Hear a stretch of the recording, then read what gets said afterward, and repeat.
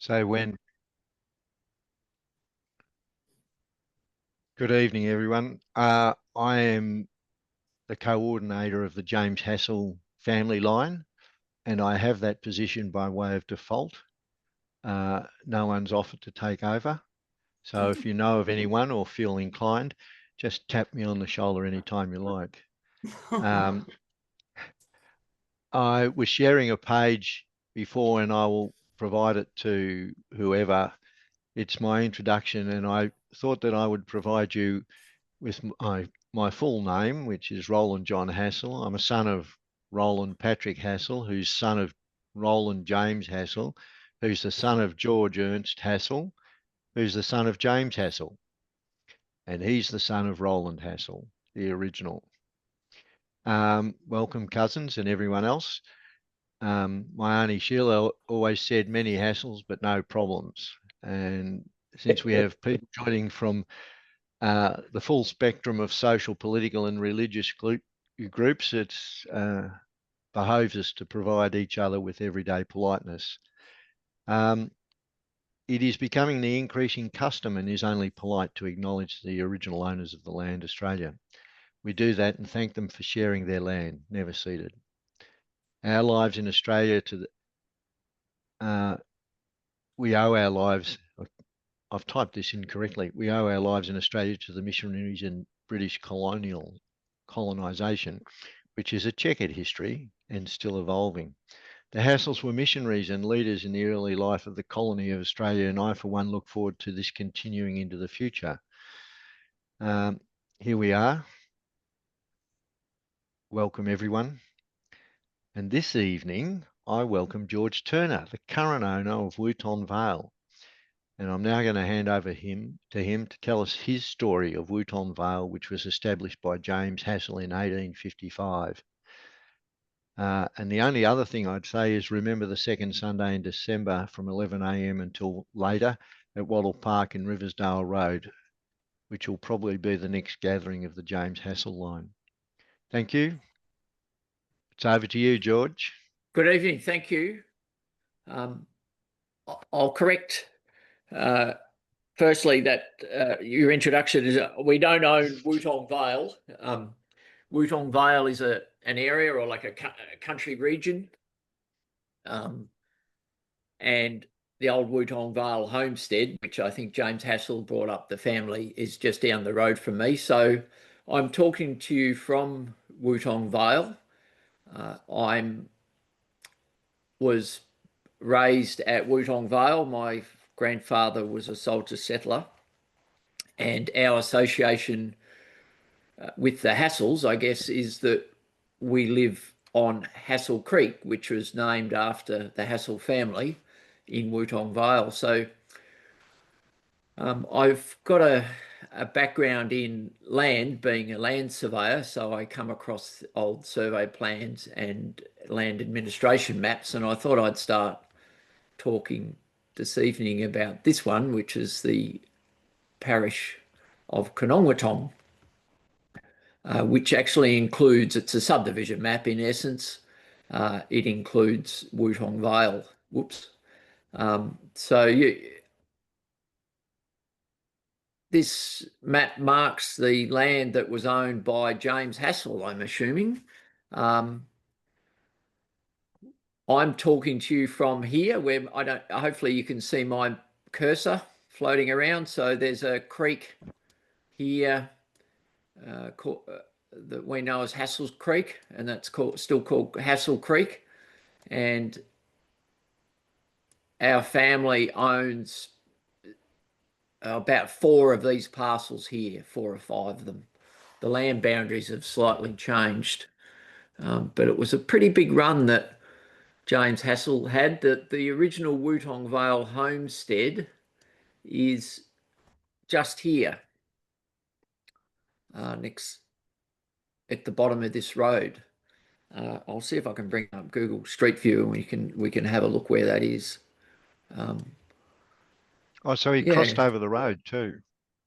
Yeah, there's this little slither in here. Yeah.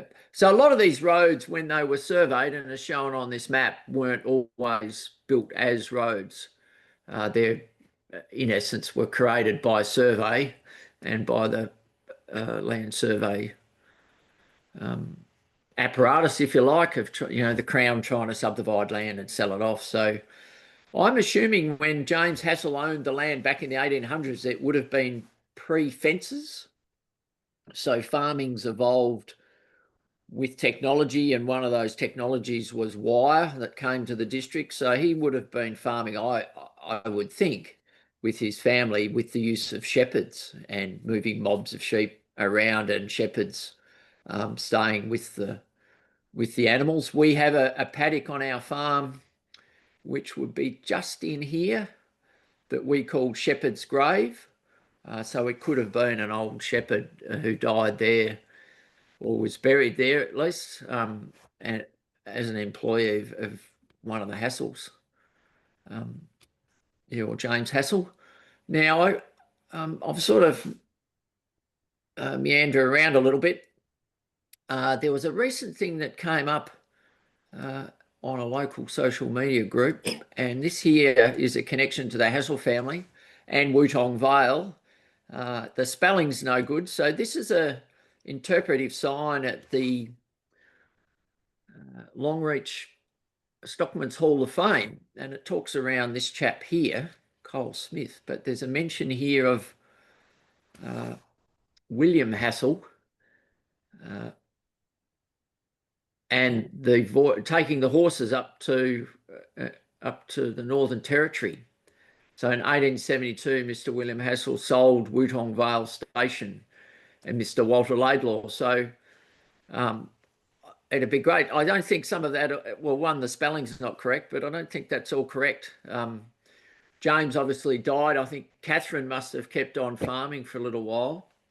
And there were 7 children. You might be able to correct me. I'm not probably familiar enough. So the kids sort of then branched out and did their own thing, which you're all descended from. But yeah, it's an interesting story. Rolly was telling me a bit more about that the other day.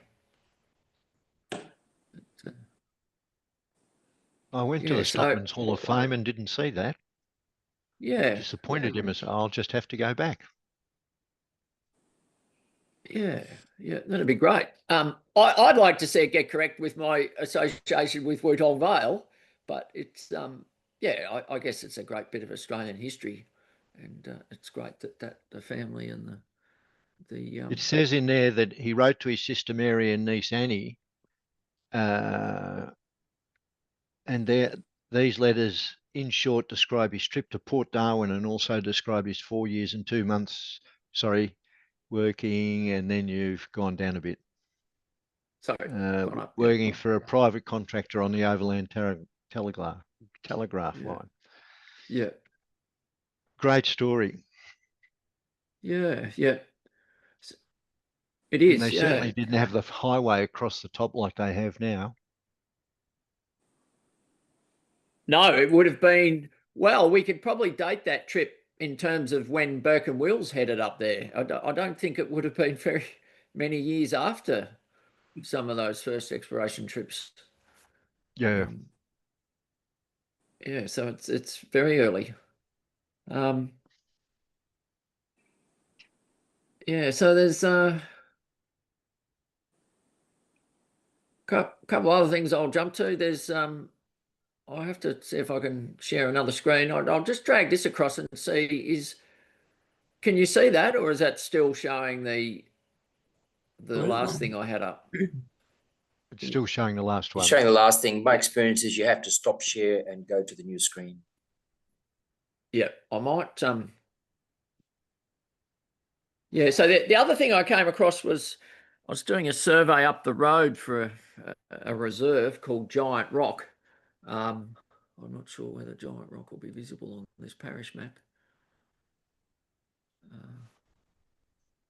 It is actually. It's just off the map, and I sent that to Graham. Has that been shared with the participants tonight? Yes, George, not tonight.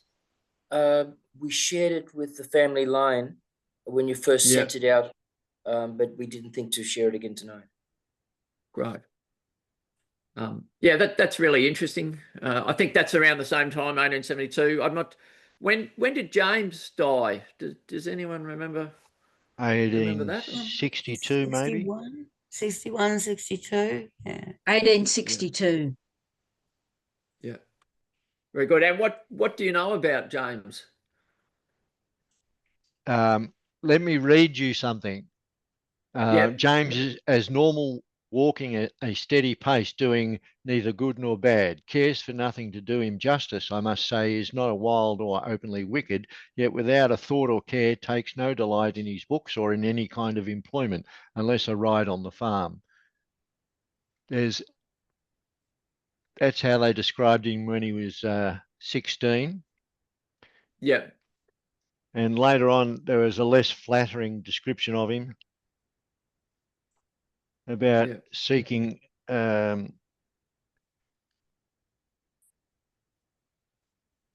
refuge from the considerable problems of the world in a bottle. Judging by the two photos of him presented in this book, he also had some sort of health problem which affected his left arm badly. Right. So he's gone from being carefree and footloose to being concerned about everything. Yep. Very good. Yeah, so And I've brought up a photo there. This is the memorial to James Hassall. Yep. That's been renovated in the Coleraine Cemetery, and Catherine as well. Yeah, you're probably all familiar with that. It's a great job that you've done that up, and there's really not a lot known in our local community about the Hassall family. And yeah, even my neighbour I was talking to today with our cows, his cows getting into the property, was he didn't know much about the Hassalls either, so certainly an opportunity there. Now, I was interested in this grave here. This is next to the other grave in the same plot, and yeah, this has got here, buried in grave number 389 in the Melbourne General Cemetery. So I'm not sure what, I'd love to know whether these people here are related to James and Catherine. I They would believe be. they Anyone are. knows. Edna Yeah. Jean was the child of Arthur Wallace Hassall, who was one of James's children. Let me grab my list up here. And my machine has gone slow. Never mind. So yeah, Arthur Wallace was James's 8th child, and he married Jeannie Wilson, nee Cornish, and they had one Right. child, Edna Jean. Right. So I'm not sure why they're referenced in the main cemetery as well. But they're definitely related. Edna Jean would be a granddaughter of James. Yeah. Yeah, so whether that gravestone was relocated from Melbourne or whether it was always at Coleraine and it just references the Melbourne General Cemetery.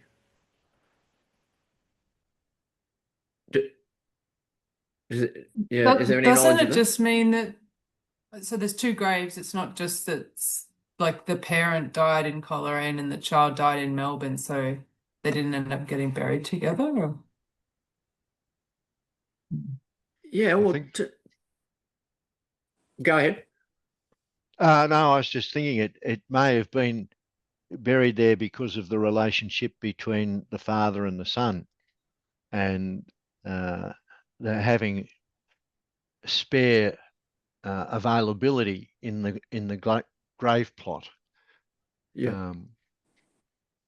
No, when my father was buried, there were an additional 3 plots available in the same grave that he'd purchased. We might have been standing up together, but there was apparently room for 3 more. Yeah. So that can happen. Interesting. Yeah. Tangled up. Yeah, there you go. All right. I'll jump across to, I'll see if I can,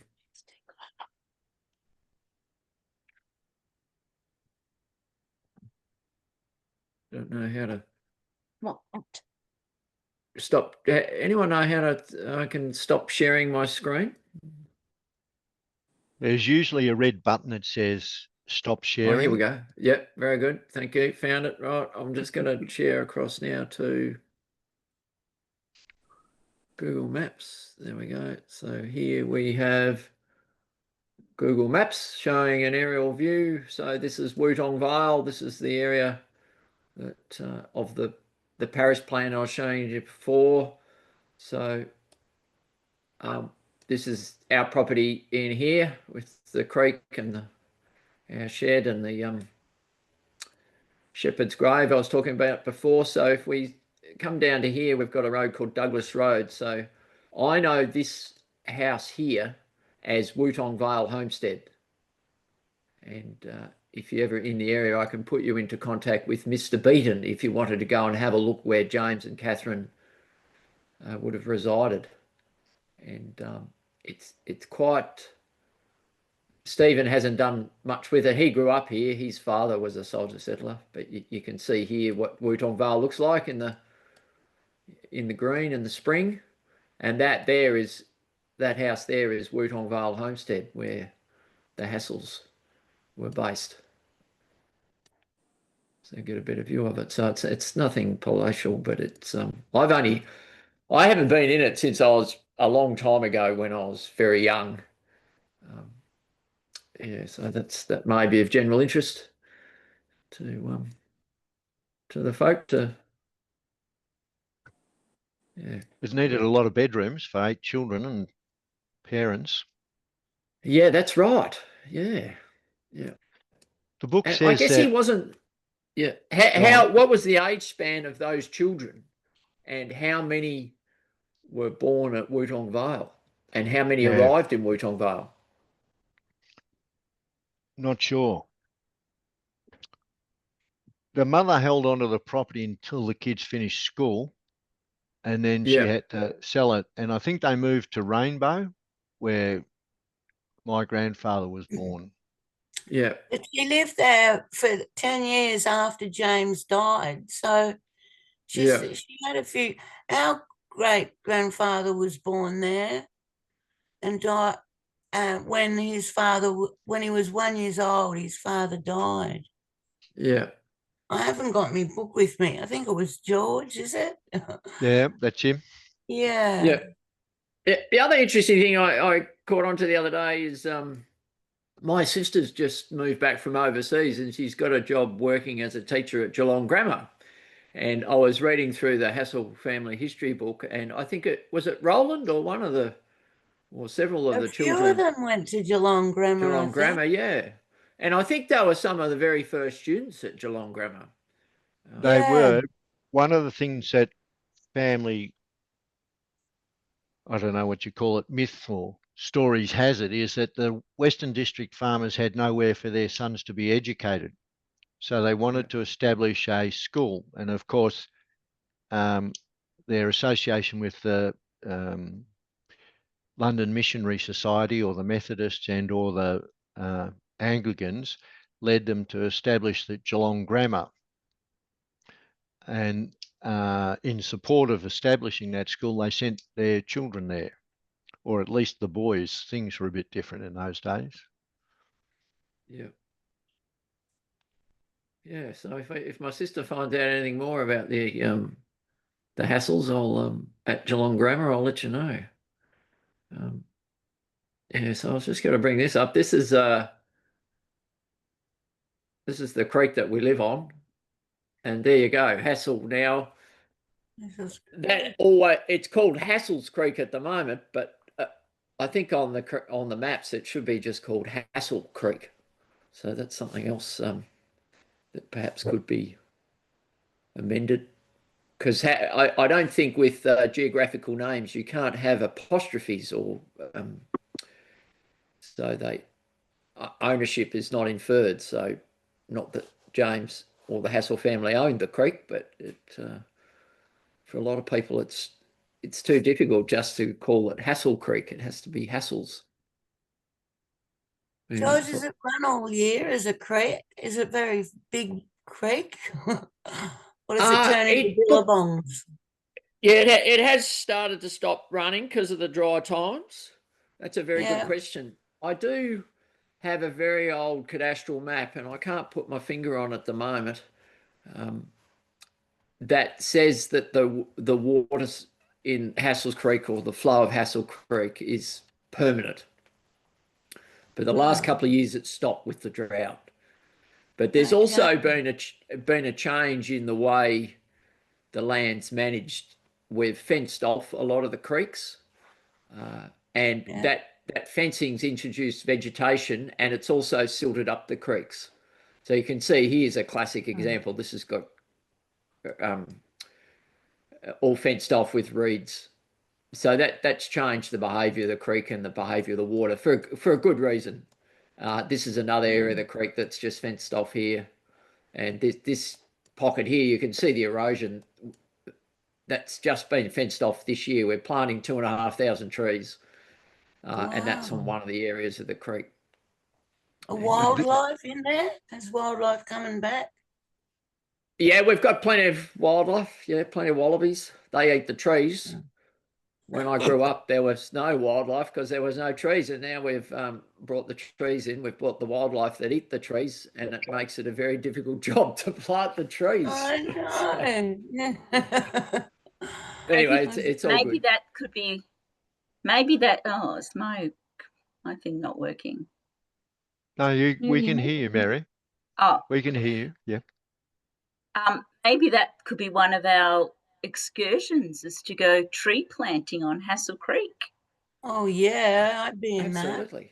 Yeah. A working bee. That's right. Yeah. History tour. So the that application for land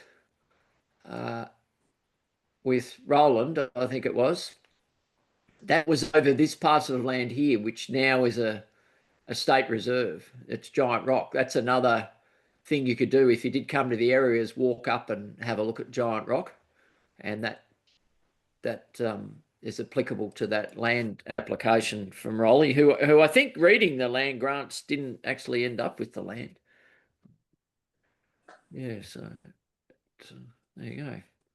So I don't know. Other than that, I don't have a lot of other information around that I can share with you. Well, I think your family history with Wootong Vale and that area is interesting too, George. If you could go back, does it go back to your grandfather or to your father?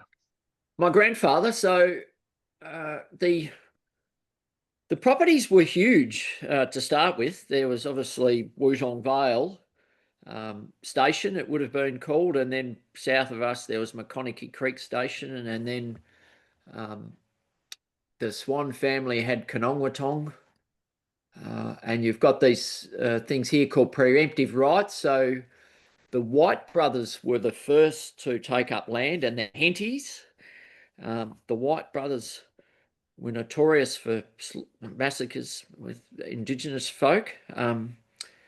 And then one of the White brothers became Premier of Tasmania. And then after that sort of initial, it would have come in with booms and busts. And then there would have been the Hassall family around that 1860s, 1880s. You could probably map this with depressions and the wool booms and what have you. And then did your grandfather have the whole of Wootong Vale as it was originally? No. We after what I'm leading to is this sort of change in the land development, or how the district was occupied. We had then the closer settlement scheme, so soldier settlement. So that's started. So my grandfather was in the First World War, and I think officially he took up his block of land in would have been 1923. They came. He was in India, Afghanistan, Iraq, Iran, or Persia. He was on the Western Front, and it was part of a scheme for English men or English officers to come out and settle. So that he settled on a block of land, 400 acres, which was part of this closer settlement scheme or Sodra settlement scheme, which was, I gather it was a compulsory acquisition. So they had government legislation that bought up this land and then subdivided to try and increase the population and the productivity in the countryside. So Excuse that me, George, included. can you unshare now, and then we can just see you and Yeah, chat? sure. Yeah. Yeah. So that closer settlement scheme saw. There's a book on that. Yes, there would have been hundreds of English officers that settled and took up these blocks of around 400 acres, and it came with development in technology into farming, so fertilizer, tractors. They started with horses, of course. Control of disease. A lot more intensive farming, control of rabbits. So the style of farming that James and Catherine would have done would have been quite different, I'd imagine. There wouldn't have been any fertilizer, there wouldn't have been any fences. The sheep were washed to lower the weight of the wool. About 30% of the wool weight is lanolin and vegetable matter. So they were washed, then they were shorn, and then the Hassall family would have packaged up their wool in bales and sent it back to the mother country. So then my father was born in Wootong Vale and with his brother, and then he went to the Second World War. He was born in 1926, so Dad would have been 100 next year. And they built up the property through the Korean wool boom, or Korean War wool boom. If you're familiar with the Korean War, it was in the mountains, very cold, and there was a huge demand for wool, and a pound for a pound of wool was worth a pound, and you could bale of wool would buy you a new car, and they built up the property then. So my uncle was had graduated from Longanong Agricultural College, and Dad came home from the war, and then their father had already died, or my grandfather had already died, and they built up the property from then. And that's how I've come to be here. From that. And Dad named the property. He farmed with his brother. They had a couple of thousand acres, and then they divided that farm into two. And Dad named the farm Hassall Bridge because it's our home, and the farm is on the road where Hassall's Creek crosses the road. So I've spent many years branding our bales of wool with the name Hassall Bridge. So it's always been very familiar to me. So it's quite interesting catching up tonight with a whole heap of Hassalls. Before we lose you, your history is that you grew up on the farm before it was subdivided between your father and his brother. Is that right? I came after the subdivision. Yeah. Or the right. Yeah, they operated as a partnership, and there was quite a number of land titles, and then they to come up with an even 50-50 split. They had it surveyed, and one of the land titles was broken in two. So anyway, and you went to Adelaide to school or to Geelong Grammar? No, I went to primary school in the local town, which is Coleraine, and then I went to Monterey College in Hamilton for a short period for the first 2 years of my secondary schooling, and then I went to St Pat's College in Ballarat.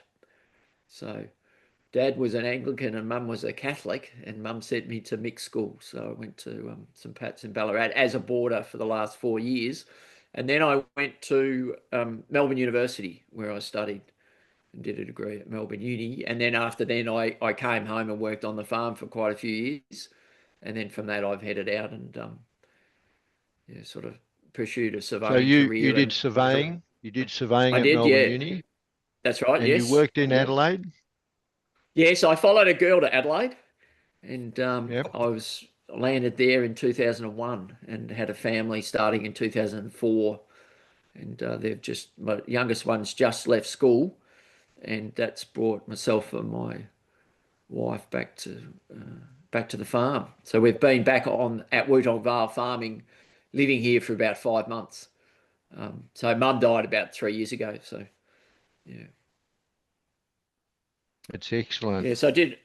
Yeah. So one of our Mum's good friends, Mrs. Byrne, her daughter Belinda is married to a Hope, and from recollections of my mother's conversations with Belinda and her good friend Louise, I'm pretty sure they're related to the Hopes from Eden Hope. So I'm going to track them down and get you in contact with John Hope, which is Belinda's husband. They live south of Hamilton, and they'll be very interested to connect up, I'd say. Yeah. Thank you. That'd be excellent. Rolly, can I just ask something for George? Yeah. George, can I pull up the one of the documents that you sent us on the Facebook page, so that you can just tell us what's going on in the document? Yeah, certainly. Yeah.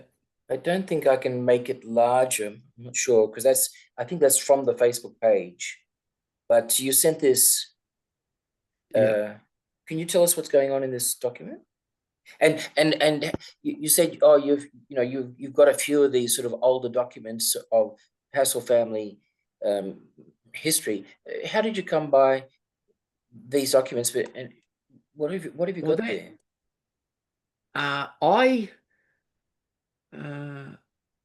That's a good question. So I came across that particular document when I was surveying the boundary of Giant Rock State Reserve.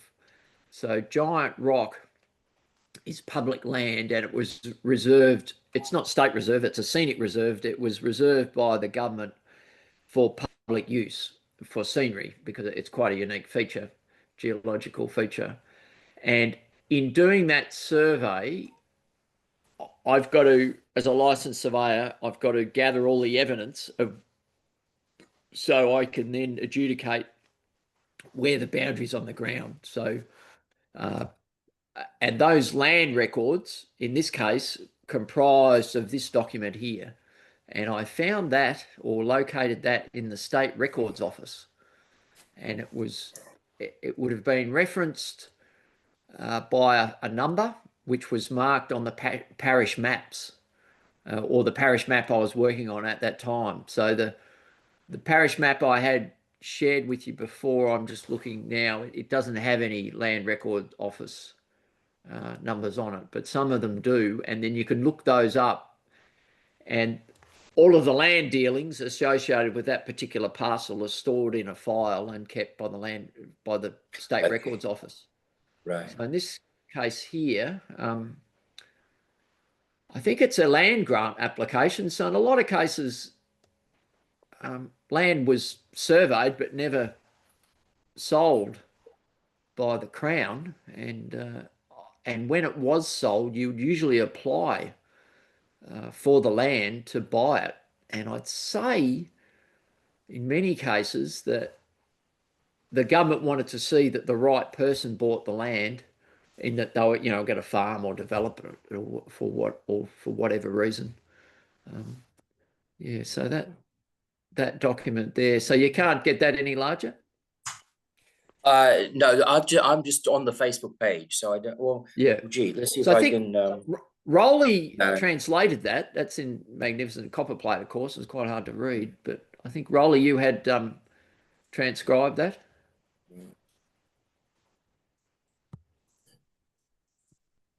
Rolly's mute. It seems pretty easy to read for me. I can make most of it out. Yeah. I can actually read that writing too. His signature's similar to mine. Now, Danielle, you had a question? Yeah, George. So how did you get involved in this Giant Rock Reserve? It sounds like you were working for that. Is that related to your ownership, or it just happened to be coincidental? And also, did you say your father was Anglican and your mother was Catholic? Yes, that's right. Yes. Because that's the same as James Hassall. Oh, great. That's terrific. Yeah. He was Anglican and his wife was Catholic. Right. But anyway, yeah, That would, what it was involved quite difficult. with the So rock? Giant Rock, my mother ran a little conservation and environment community group called the Wootong Conservation Society. And one of the things they would do is try and run little environment projects and campaigns. So they would try and protect native flora and fauna. And this was one of their projects. So they saw a piece of public land that was being grazed, and they saw merit in having it fenced off and getting it treed and allowing the public to go back and to access and to use the reserve for scenery and outings and picnics and what have you. So they secured a small grant, and that grant was to cover a program of work which included fencing, surveying the boundary because it had never been fenced before, and also to plant the trees. And we put in some little bit of infrastructure. There's a picnic table and a couple of stiles to climb over the fence. So my job was to survey the boundary. Yeah. So that's How how far I came away to is the involved. nearest? How far away is the nearest camping ground? Well, Colerane's 10 kilometres south of Giant Rock Reserve. Yeah, so where our address is 900 Coleraine Balmoral Road, so we're 9 kilometres, so that'd be another kilometre up the road to get to Giant Rock. Excellent. Yeah, and I was actually still studying at uni when I did that job, so I probably did more record searching than I would have normally do for a survey. One, because I'm curious and inquisitive, and two, I was in Melbourne and I had access to the public records office. I think they had a reading room in Burke Street. I think I could have gone to Burke Street. Oh, so if that letter's from the Public Records Office, I've been there to look at the parish maps. Oh no, I think I just looked at the parish maps online for a thing I did last year. But I've been to that. So that letter's at the Public Records Office. We could, Graham, we can actually go in there physically and rescan it if it's not scanned well enough for you to read. There's I did it for another project. This I'm not sure if they had it back when you're at uni, George, but this really cool slide scanner. And what is amazing, because I was looking at documents from early 1800s too, that the writing is so precise. Their eyesight must have been sharper, so much sharper than we have in our eyesight today. And the image. So what I could do is take this picture and zoom right up, and I could see better than what I could see with my human eye that this person's writing was just incredible. Graham's nodding, so I'm assuming he's done the same thing. Yeah.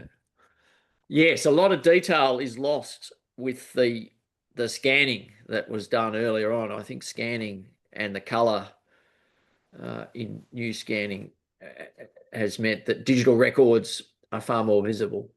But I've got a funny feeling I actually got my hands on the physical file in this case, that they brought it out from Altona or wherever they kept it. Can I just say we've got two Margaret Hassalls? Yes.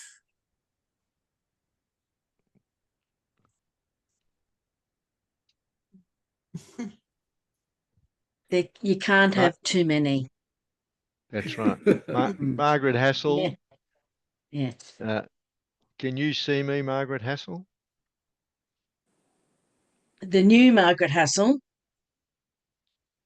Yes, I can. Right. And who are you related to?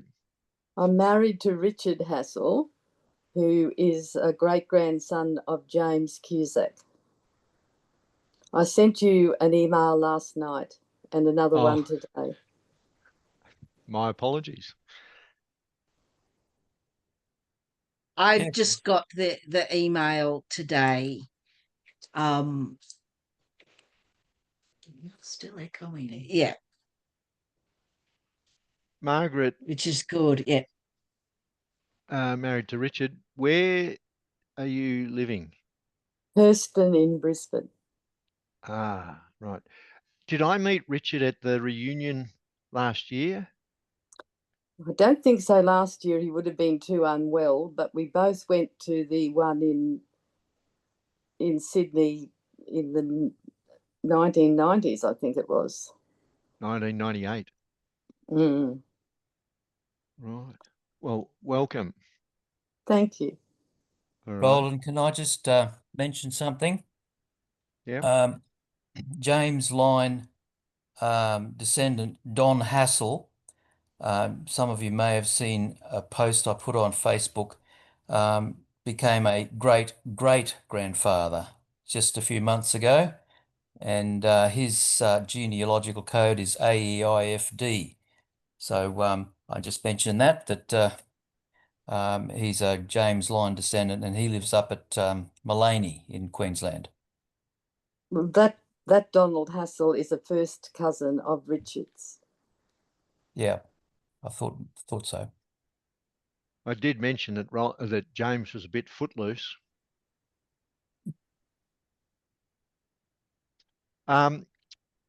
George? Yes. Thank you. Well, you're welcome. Yeah, good It's been connect up. wonderful. If you're ever in the area, let me know, and I'll you can come and walk on Hassell's Creek. Plant a few trees. Excellent.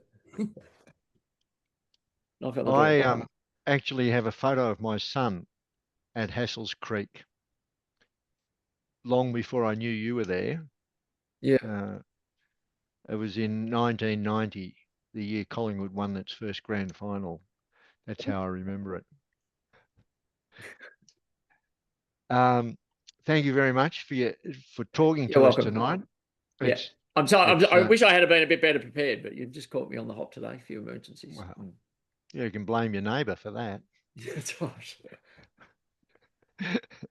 But it's been good. It's been really good because it provides us with that connection to James Hassall and his land and where it's got to now, which is great. It is really good. Yeah. And there's also a local historical society in Coleraine, which is still going. So that's another potential source of information that you could make a connection with. I think I've had correspondence with them. Yeah. In fact, I think I posted them a copy of the Black Book. Oh, right. Many years ago. Yeah.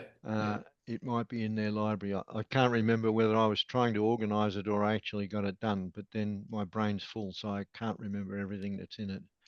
Yeah. Thank you everyone for attending tonight. It's great. And the recording will go up. Is it possible to attach copies of things that have been presented tonight? Or do we just put it on Facebook and append the copy documents? Anything that was shown on the screen is obviously in the recording. Oh, excellent. It's a video recording. It's a video. Oh, there you go. Thank you. Now, Jane, how do you say your last name? Oh, Miura. Miura. And your relationship is? It's through Thomas Hassall. Right. And that it was through my father, Edward Marshall, and his mother was a Betts. And then I'm also related to the Hopes and Darrell and Samuel Marsden. I'm a direct descendant of Samuel Marsden's as well as Thomas Hassall. We have a little project at trying to catch up with Ellen Hope, which I'm embarrassed to mention in front of Graham again. But don't laugh, Kathy. The three of us have been trying to get ourselves organised to go and visit her before it's too late. But I visited her and her husband at Darrywell many years ago before the 1998 reunion. And she had a whole house full of Hassall correspondence between the Hassalls in Victoria and the Hassalls in New South Wales.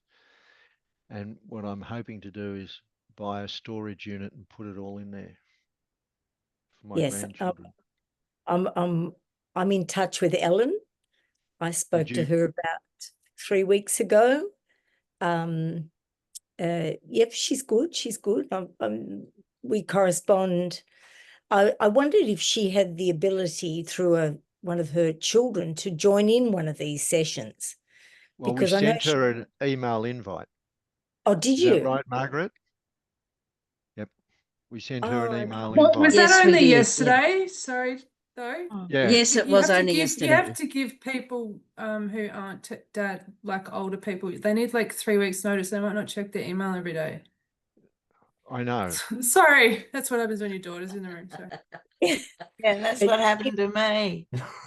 So Jane, when you're speaking to her next, would you pass on that she is constantly in my mind about my panic to meet with her. Oh, and I'd love to go down to Victoria and see her again too. As a child, I went to Darwin. We used to go down on the holidays and stay there, and that was not old Darwin North, which is the newer of the properties. The farm that she and her husband were on. Yes, that one. Yep. Yeah. And then as Dad got older and his father Jim lived in Melbourne and he was dying, my children and I, Mum and Dad, went down for the very last time. We went to Darryl again, and it was fabulous memories. Because right through the family, everyone's gone to Darryl. Yeah.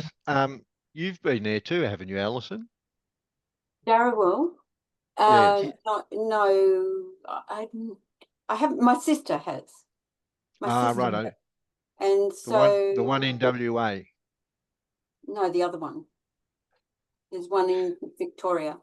And so I'm direct descendant of Robert Hope, who married Catherine Elizabeth Hassall, Thomas's daughter. So Jane and I, both the Hope brothers, married the Hassall sisters, and that's where Jane and I come from. Each one from a Hope person. So I was the 5th generation of Hopes going through there. Five generations from Robert Hope down. Well, it's those sisters that I think we need to include their descendants too as part of James' legacy, which is what we're trying to do. Sorry, Danielle. Don't be sorry. Alison was answering your question. I'm just wondering if George would like to leave whenever he likes and if we could all clap, or if this session is like just kind of Rowland interrogating people individually, or will this open up to like a more conversational group where the Hassalls can chat about, hey, what to next, and we put up our hands and stuff, or yeah, how can we do I this? can leave.